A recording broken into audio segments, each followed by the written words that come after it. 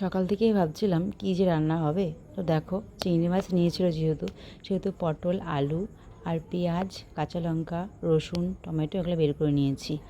আর পটল ছুঁড়ে নিচ্ছি। আর এদিকে আমি চিংড়ি মাছগুলো বেছে নিয়েছি। সিজন যেহেতু এখন শেষের দিকে, তবুও তোমাদেরকে আমি রেসিপিটা দেখাচ্ছি। আমি আর কি যেমনভাবে পটল চিংড়ি রান্না করি।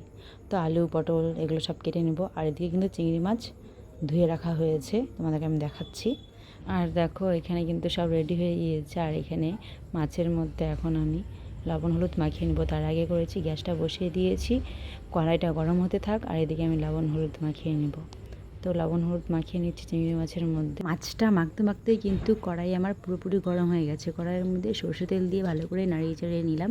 এখন এখানে আমি একের পর এক মাছ দিয়ে ভালো করে ভেজে নেব। তো দেখো, মাছগুলো কিন্তু ভালোই বড় সাইজের ছিল। তার জন্য আমি কিন্তু চারিদিকভাবে ছড়িয়ে দিয়েছি, যাতে ভালো করে সেদ্ধ হয়ে যায়, ভাজাও জানি হয়ে যায়। তো দেখো, এরকম ছড়িয়ে দিয়েছি, ভালো করে নেড়ে চেড়ে নিচ্ছি। আর লাল লাল হয়ে গেছে এক সাইড, তো আমি আর এক সাইড ভেজে নিয়ে নামিয়ে দিয়েছি। দেখো এরকম কী সুন্দর লাগছে না দেখতে। আর এদিকে পটল আলু ভালো করে কেটে রেখেছিলাম।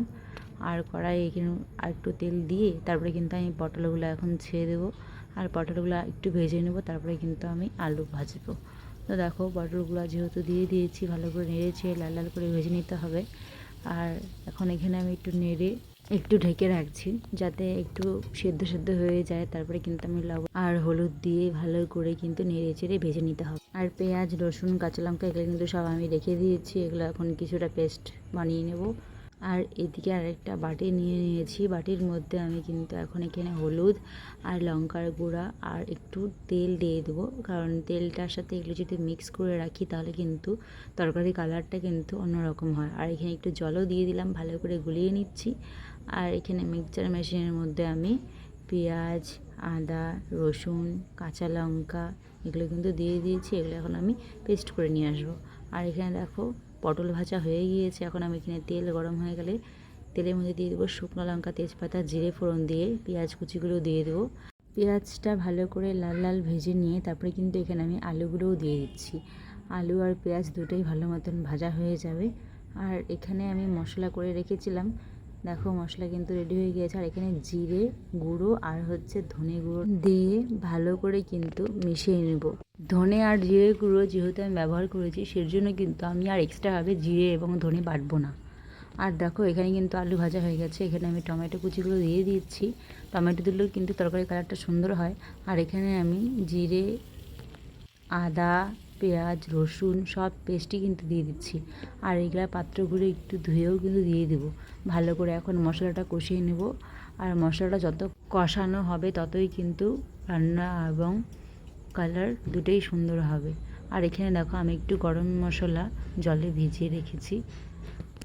আর এদিকে যেহেতু মশলাটা ভাজা হয়ে গিয়েছে, এখানে কিন্তু আমি এখন এখানে জল দিয়ে দেবো পরিমাণ মতন। আর গরম মশলা কিন্তু নামানোর ঠিক আগে দেবো।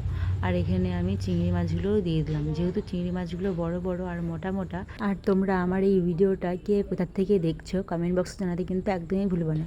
আর কেমন লাগলো তোমরা রেসিপিটা একবার ট্রাই করে দেখো। আমি কিন্তু একদমই খুবই সাধারণ পদ্ধতিতে করে দেখিয়েছি। ভালো লাগলে ভিডিওটা লাইক, কমেন্ট, সাবস্ক্রাইব করতে কিন্তু একদমই ভুলবে না। তো দেখো, এখানে আমি আবার কিছুক্ষণের জন্য ঢেকে দেবো।